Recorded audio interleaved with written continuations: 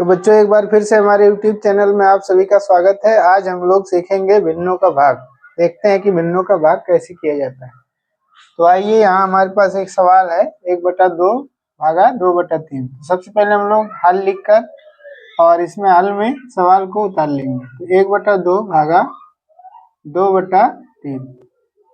इसके बाद हम लोग क्या करेंगे, बराबर का निशान लगाएंगे और इसके बाद जो पहली भिन्न है 1/2, इसको जैसे है वैसे के वैसे लिख देंगे। और फिर ये जो भाग का निशान है ये चेंज होगा, किसमें बदलेगा, भाग का उल्टा निशान होता है गुणा। और जब ये भाग गुणा में बदला तो इसके बाद वाली जो भिन्न है यह क्या हो जाएगी, उल्टा हो जाएगी। जैसे 2/3 थी तो 3/2, यानी इसका जो नीचे वाला गिनती है ऊपर चला जाएगा, ऊपर वाला नीचे हो जाएगा। यानी यही भिन्न जो है इसी का हमने क्या करके लिख दिया है, उल्टा करके लिख दिया है। इसके बाद हमने भिन्नों का गुणा बताया हुआ है। तो जैसे भिन्नों का गुणा बताया है कि ऊपर का ऊपर, अंश का अंश में, ऊपर में अंश, अंश का अंश में, हर का हर में, यानी नीचे का नीचे गुणा कर देंगे और जो गुणनफल आएगा वही आंसर हो जाएगा। तो फिर से हम लोग बराबर और बटा का निशान लगाएंगे। इसके बाद 1 का गुणा 3 में करेंगे, 1 3 3। इसके बाद 2 दूना 4। तो इस तरह से 3/4 जो है हमारा ये आंसर हो गया। इसके बाद हम लोग अगला प्रश्न देखते हैं। अगला प्रश्न में हम लोग ले लेते हैं 2/3 भागा 3/4।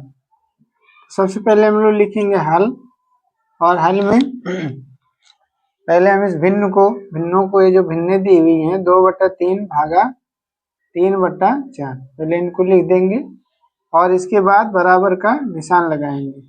बराबर का निशान लगाने के बाद सबसे पहली जो भिन्न है 2/3, इसको जैसे है ऐसे ही लिख देंगे बराबर के बीचों बीच पे। फिर इस भाग का निशान जो है किसमें बदलता है, पहले वाले सवाल में मैंने बताया है, भागा का जो निशान है उसको गुणा के रूप में बदला जाता है। तो जब हम भाग का निशान गुणा के रूप में बदले, इसका विपरीत निशान बनाए, ये अभी क्या हो जाएगा, विपरीत हो जाएगा, अर्थात इसका उल्टा यहाँ लिखा जाएगा, उल्टा। तो 3/4 का उल्टा क्या होगा, 4/3। और फिर हम लोग क्या कर देंगे, अंश का अंश में और हर का हर में गुणा कर देंगे। 2 चौका 8 हो जाएगा और उसके बाद नीचे गुणा 3 त्रिका 9। ये हमारा हो गया आंसर। तो उम्मीद करता हूँ ये दोनों ही सवाल आप लोगों को समझ में आया होगा। इसी तरह से हम लोग आगे बढ़ते हैं। तीसरे सवाल में हम लोग लेंगे 3/4 और भागा 4/5। हल लिखेंगे और हल में ये सवाल जो है प्रश्न, इसको उतार देंगे। 3/4 भागा 4/5। इसके बाद तुरंत हम लोग बराबर का निशान लगाएंगे और बराबर का निशान लगाने के बाद सबसे पहली जो भिन्न 3/4, इसको जैसे वैसे उतार देंगे और फिर भाग का जो निशान है इसको तुरंत बदलेंगे हम लोग किसमें, गुणा के रूप में। भाग जब गुणा के रूप में बदलेगा तो गुणा ठीक ये जो बटा बना है इसके बीच बीच पे ऐसे ही निशान लगाएंगे। और जब भाग के बाद वाला जो ये भिन्न है, जब भाग का हमने निशान जो है उल्टा किया, भाग का उल्टा निशान गुणा होता है, गुणा में बदला, तो ये भिन्न जो है इसका भी उल्टा होगा। तो ये जब उल्टा होगा 4/5 का उल्टा, तो 5/4 हो जाएगा। अब हम लोग क्या करेंगे, ऊपर का ऊपर नीचे गुणा कर देंगे और जो भी प्राप्त होगा, जो भिन्न प्राप्त होगी वही हमारा आंसर है। तो ऊपर का ऊपर 3×5 = 15 और थोड़ा बड़ा लिख देते हैं जिससे दिखाई दे। 3×5 = 15 और 4 चौका 16। तो ये हमारा हो गया आंसर। इसी तरह से हम अगला सवाल लेते हैं, चौथा सवाल।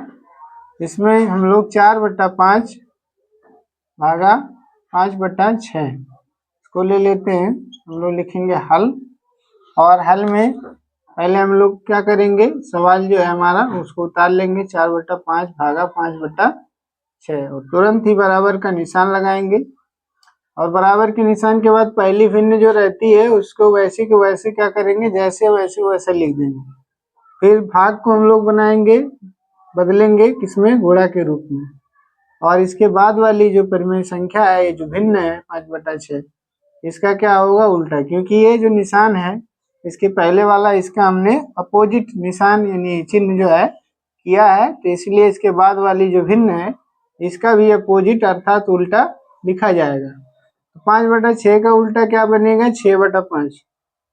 अब हम लोग ऊपर का ऊपर यानी 4 का 6 में गुणा, 4 छक 24, और नीचे का नीचे 5 का गुणा 5 में, 5 पचे 25। यही 24/25 जो है यही हमारा आंसर होगा। तो उम्मीद करता हूँ यह भी सवाल आप लोग समझ में आया होगा।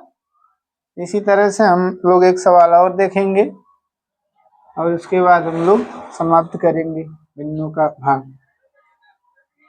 तो इसके बाद हम लोग 6/7 भागा 7/8 इस सवाल को हल करेंगे। तो हल लिखेंगे और हल में जो सवाल है हमारा 6/7 और भागा 7/8 इसको लिखेंगे और बराबर का निशान लगाएंगे। इसके बाद पहली जो भिन्न है 6/7 जैसे ऐसे इसको उतार देंगे और भाग का निशान जो है इसको गुणा के रूप में बदलेंगे।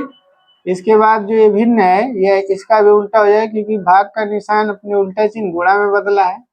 तो जब इसका उल्टा होगा 7/8 का तो हो जाएगा 8/7। इस तरह से अंश का अंश में गुणा, हर का हर में गुणा करेंगे, जो भी भिन्न प्राप्त होगी यही हमारा आंसर है। 6×8 = 48 और 7×7 = 49। तो यही हमारा हो गया आंसर। तो इसी तरह की कुछ भिन्नों का भाग मैं और देता हूँ, इसे आप लोग हल करेंगे, इन सवालों को लगाएंगे और कमेंट करके हमें इसका आंसर बताएंगे। तो यहाँ पे ले लेते हैं 7/8 भागा 8/9। इसके बाद 8/9 भागा 9/10। 8वें सवाल में 9/10 भागा 10/11 और 9वें सवाल में हम लोग ले लेते हैं 10/11 भागा 11/12 और 10वें सवाल में ले लेते हैं 12/13 भागा 13/14। 3 प्रश्नों को आप लोग इन सवालों को हल करेंगे और हल करके इसका हमें कमेंट बॉक्स में उत्तर बताएंगे। तो आगे मिलते हैं अगले वीडियो में, और अगले वीडियो में हम लोग भिन्नों का भाग, इससे हार्ड भिन्नों का भाग जैसे कठिन होता है उसको सीखेंगे। तो यहीं पर मैं वीडियो को समाप्त करता हूँ। तो यदि ये हमारा जो सवाल बताया हुआ है वो समझ में आया होगा तो हमारे YouTube चैनल को सब्सक्राइब करिए, लाइक करिए और अपने मित्रों के साथ शेयर करिए। धन्यवाद।